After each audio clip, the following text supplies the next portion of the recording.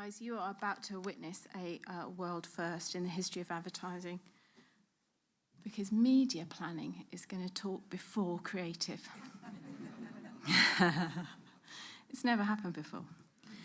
And as media folk, we are really well skilled at making up time in a presentation. How many of us are... is Woodford here? No. I remember sitting in many pitch presentations with Stephen Woodford telling me to get going because we'd run out of time, so having to literally condense a 20-minute presentation into, here's the media plan. So Pippa and I have been working collaboratively with three great planners, Paul Gafer from Good Stuff, Ben Cunningham from IMA and James Shorland from VCCP Media. Paul and Ben are in the audience somewhere. And James is swanning about in San Francisco, pretending to work. The last few months have been like media therapy for us, talking to peers about what's happening now and what we want to happen in the future for the industry we have loved being part of, for me, certainly for over 3 decades. And we felt that this kind of open discussion in a forum that was collegiate, not competitive, wasn't just unusual. It was very much needed, because not to put too fine a point on it, media strategists and planners in agencies have got the right hump. Some quotes from some research that we did amongst planners and strats. Things like, given a vague brief and asked to come up with something useful by the morning. It's not unusual to see not to see the creative work before a live date. Sometimes, and this came up, I think, in the discussion this morning, I can't see my strategy in the plan that's ultimately been delivered, whether that's simply because it's been handed off to along a sort of a production line of different types of planners getting involved, or whether it's simply time steering strategists away from the project in hand onto something else. But that sense of it's not exactly what I'd planned, and it's been bought differently. And then worryingly as well, now talking more about media pipes than ideas. And this kind of the right hump has also been kind of corroborated by a report published by Walk. I think it came out last week on the future of strategy, and it really did make grim reading, with most strategy teams reporting a reduction in headcount, an increasing number of strategists believing that their discipline now has less influence with clients year on year. And the fact that scared but didn't surprise me is that almost half of them are now saying that the fear of risk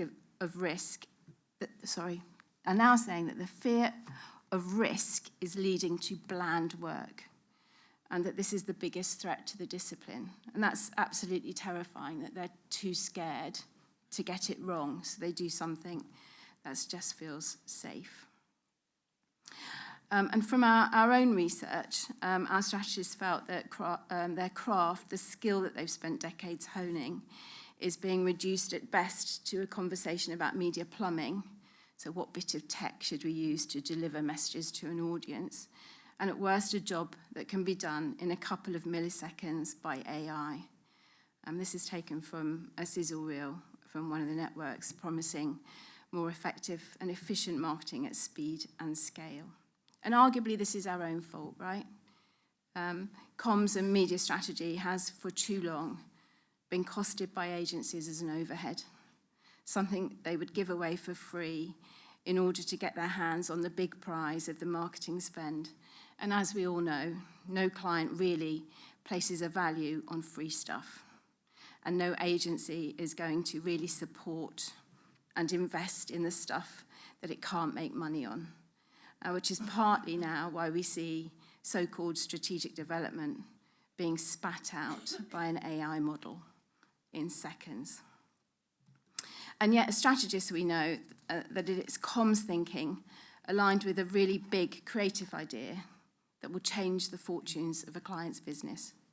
A crafted comms strat that considers how to use comms to overcome business challenge to elicit a consumer response, engages, is remembered, drives reaction.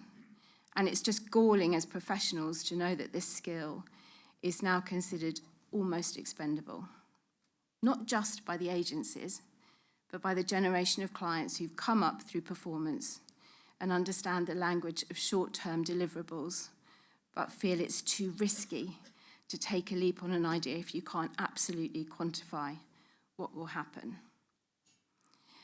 There is a point here, and again, this came up this morning, about needing to change the financial model with agencies prepared to invest in strategic resource and training because clients are prepared to pay properly for it.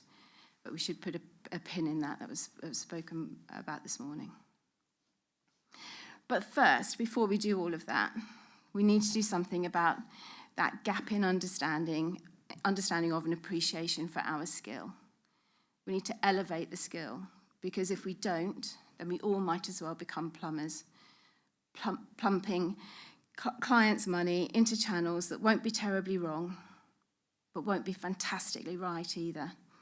5 out of 10 plans, middle of the road. All of these cars, by the way, are different cars, but just look exactly the same. And I suppose that's the concern, is that we'll end up with AI-produced plans that just have no creative flair, that aren't particularly skilled, and that take mere seconds to produce.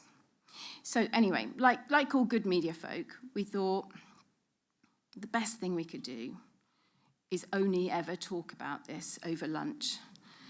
We reinstated the media lunch on Fridays, and chatted about, several times, with wine, obviously, because we are media. Negronis for James, because he is posh, to discuss the state of our industry. And there were a few things that transpired. It turns out that all of us, without exception, are just thrilled by some of the possibilities that are now in our field of vision, and the ideas and potential that new tech will bring to the industry. Media industry in particular has always been dynamic. It's been full of new opportunities, and we are brilliant at building newness into our planning. But we need to do more to showcase what good looks like. This is an AI ad, actually, for Kit Kat. I thought it was quite good. With the increasing amount of tech and the drive for efficiency, we've really forgotten that the thing that really makes the difference and that is rooted in buckets full of marketing science is well-planned campaigns that think about context, cadence, creative integration, body language, and call us old-fashioned ideas. We're frustrated that we've allowed industry training to be focused on channel planning, not comm strategy. We're all a bit sick of condensing our strategic thinking into a paragraph for an industry award. And we're all fed up with spending hours reading awards papers submitted by agencies who've spent some money on some media with no real strategic insight and no creative leap.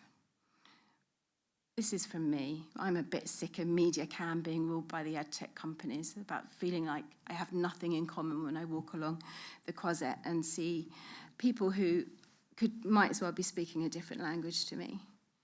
And we all feel the need for a forum that allows us to gather, debate, and discuss beyond the intimidating environment of LinkedIn.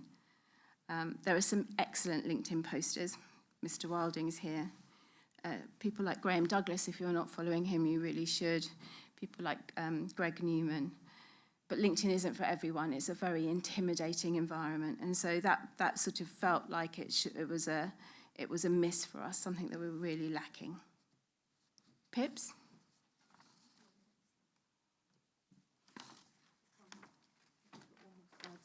Have I? Okay, we're skipping that one. Okay. Hi everyone. So as Sally said, it felt pretty good actually to do a bit of ranting. We got some things out of our system. And then we met and said, right, come on, positive, can-do attitude. We've been set a brief and now what are we going to do to answer it? So we set about thinking the key challenge we wanted to answer is what could we create that would elevate our craft skills as an industry, provide a positive, collegiate, and importantly creative environment for comm strategists, for planners, to meet, to discuss, to share and showcase good work and ideas, to ask advice, to bounce things off one another, to hear from experts and help inspire great work. And then we thought, that sounds a bit like the APG. So for those of you, and I expect most of us here do know what the APG is, but in case you don't, I'll just tell you a little bit about it. It's brilliant. It's the Account Planning Group. It's a not-for-profit organisation. It's run for and by its members. It's actually founded in 1979, and it was really founded for sort of newly hatched planners in creative agencies. And it has a core belief in the importance of excellent advertising and communications strategy, which is something I think we could all do well to remember. It's incredibly well established and regarded in the industry. It's currently got around 1,100 members, and they are almost entirely from creative agency strategists and planners. About 10% of them are from the media side of the industry, which is interesting, but we'd like it to be more. What does it do? Well, it celebrates great thinking, it provokes debate, discussion, it hosts awards, and they've even published a book, Eat Your Greens, which I suspect a few of us might have read. Really essential reading, actually, if you're in the industry. Really importantly, and this was the thing that really appealed to us, is it runs affordable and outstanding training events over the year. It's run by the brilliant Sarah Newman, and she has a small team which covers a membership team and admin sort of events. And it relies on a committee of about a dozen key members, and they're committed to upholding the purpose of the APG, upholding standards of the industry, and collaborating and sharing their thinking. So it's a very sort of generous group of people. And we decided that sounded great and exactly like the sort of thing that we needed for comms and media strategists. And then we sat about thinking, well, how should we do that? Oh, yeah, that was another bottle of wine, sorry. It was, yes, another bottle of wine. And a phone call later, including Sarah, of course, and we had a roadmap. We had a bit of a debate, which took another lunch. What should we call it? And we very creatively came up with MPG, Media Planning Group. And the idea is that it will run in collaboration with the APG, and it will lean into their existing infrastructure and administrative services that they have. So what's it actually going to do? What's in our heads about what we'd like to do, and we'd love all of you to help us bring it to life. So how we're thinking it's going to work is we're going to have a separate committee with representatives from agencies, but also from freelancers, which is a big part of our community these days. At its core, we're going to run an annual training programme, and that's kind of the thing that we really felt is missing for strategists and planners these days, is some really quality training. It's going to be class-leading, excellent training, just like the APG currently does, accessible to everybody, but with reduced rates for members, priority access for them as well. It's going to be rigorous and focused and delivered by experts. We're also going to do noisy thinking, which is some in-person debates and discussions, and we're going to bring the APG and the MPG together, so creative and media coming back together again. We're going to run biannual awards, and we're dovetailing them with the IPA Effectiveness Awards, and they'll be really, winning them is not going to be easy. It's going to be deliberately difficult. And they will have limited categories. So we're not going to have a long tail of categories, but really about celebrating the quality of the thinking and the ideas, and not just how much money's been spent. We might even write our own version of Eat Your Greens as well, who knows. The next thing is that membership, we'd like it to be for individuals, not for agencies. And we think that's quite important because we want it to be an area for people to be able to not necessarily have to feel that they're representing their agency's views, but their own views as well, and they're learning and sharing quite openly. So our ask for agency leaders in the room is really encourage your teams to join it, and ideally fund it for them, let them expense it. We strongly believe that their work for your clients and your businesses and the outcomes that the quality of this group and the ideas will deliver will be all the better for it. So our next ask is anyone in the room that's interested in getting involved in the MPG, please put your hand up, contact Sally, myself, Paul or Ben, as Sally said, are in the room. You can be part of the founding committee of MPG, setting the direction, helping formulate the curriculum, our calendar of events, who does the training, all of those kind of things. And you might even get a lunch out of it as well. So between the 5 of us on this work stream, we really think we've got a good basis for training, for improving the quality of our teams and the thinking that we deliver. We want to get together to debate who should and shouldn't be on there and who's best to deliver the training. And we've already got some quite good ideas on that, on the sort of curriculum that we might put together. And to clients and to agency folk, please get your clients involved. As we heard earlier from Neil about quality of planning, we really think there's an interest from clients, and many of them have some of this functionality in their own organisations as well. So once we're up and running, please send your teams along to the training and get involved. And we think that will really help them understand strategy and ideas. And just like, you know, the last group, it will help them interrogate the quality of the plans and the thinking that sits behind them when they're looking at the responses. And our final ask to any trade press in the room is really help us amplify it.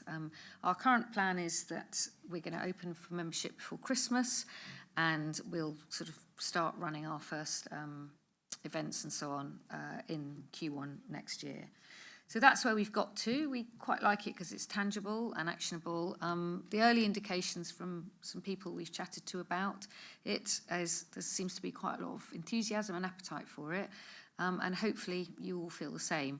We'll be on a panel later with the creative work stream as well, so we'll be able to chat more about it and answer questions. But in the meantime, thank you from the Comms Planning work stream.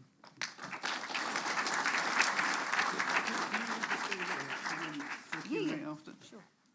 So unlike the previous session where I rather rudely threw them off stage, I'm not doing that this time. What we're doing is we're trying to catch up with the time and have a decent tea break. So I am keeping the thing going a little bit.